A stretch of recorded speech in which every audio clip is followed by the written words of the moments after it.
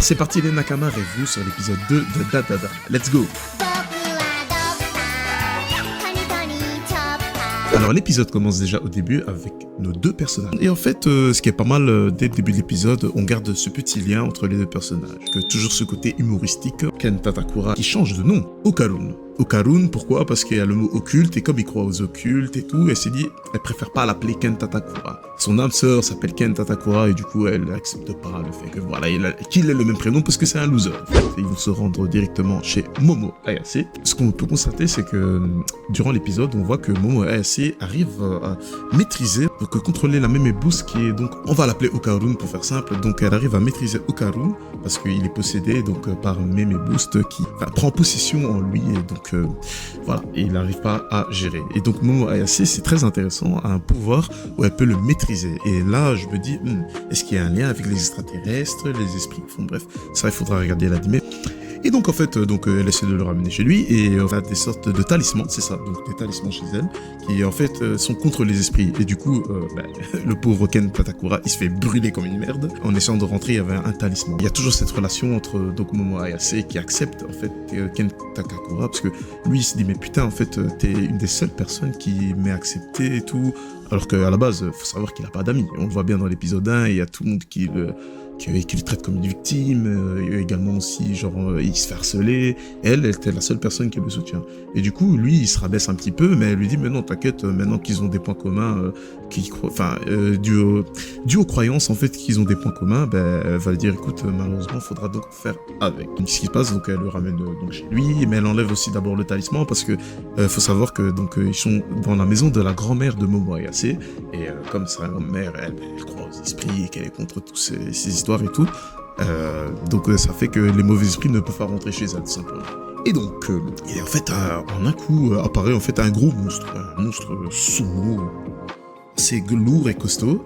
Et ça, c'est un truc que j'ai vraiment kiffé dans cet épisode, c'est que les actions, vraiment les scènes d'action étaient vraiment super agréables à regarder. Et en plus, franchement, les graphismes de cet animé, vraiment, moi j'adore. C'est vraiment pas forcé en termes de graphisme. Et donc, moi je trouve ça vraiment super, rien à dire. En termes d'action, en tout cas, cet épisode était vraiment un régal. Et donc, en fait, ils vont se battre contre ce fameux monstre sumo. Mais ce qui est assez spécial, c'est que ce n'est pas un fantôme, c'est donc un extraterrestre. Moi, quand je regardais l'épisode, je me suis dit, mais tiens, mais ce talisman, en fait, c'est contre quoi? Contre que les fantômes ou bien aussi contre les extraterrestres? Parce qu'une fois qu'elle a retiré le talisman, on le voit bien dans l'épisode, il apparaît en un coup le sumo, donc l'extraterrestre.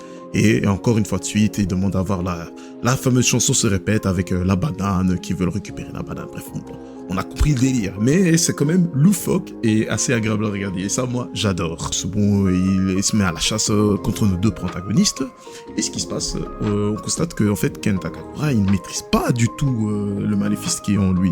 Donc il ne contrôle pas, même de temps en temps, il se transforme. Mais heureusement qu'il y a Momo Ayase qui est là avec ses pouvoirs pour essayer d'un petit peu le canaliser ou de le maîtriser, parce que autrement, Memeboost, de ce qu'on voit, elle fout la merde, quoi. Donc clairement, oui, heureusement que Momo Ayase a ce don de pouvoir maîtriser Ken Tatakura qui ne maîtrise pas 100% son pouvoir.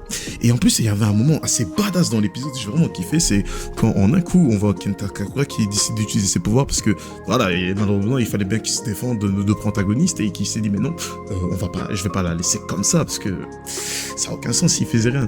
Et en un coup, il a une forme toute badass, mais genre vraiment, genre mode, le mec il se contrôle et tout, il se maîtrise, et tu vois avec un putain de flow, et ça, moi, vraiment, j'ai kiffé dans cet épisode, et je trouve ça super marrant, parce que, en fait, c'est vraiment un moment tout cool, et puis tu vois un petit peu la personnalité du personnage qui reprend le dessus, parce qu'en fait, c'est un dépressif. Après, les questions que je me pose en ayant regardé cet épisode, c'est je me dis, mais en fait, c'est comment ses pouvoirs déjà, d'où elle les a, pour commencer, et c'est là où justement j'ai envie de creuser, vraiment beaucoup creuser pour cet animé, parce que à chaque fois qu'on regarde un épisode, j'ai l'impression qu'il y a à chaque fois quelque chose de plus intéressant à savoir, en tout cas surtout sur nos deux protagonistes.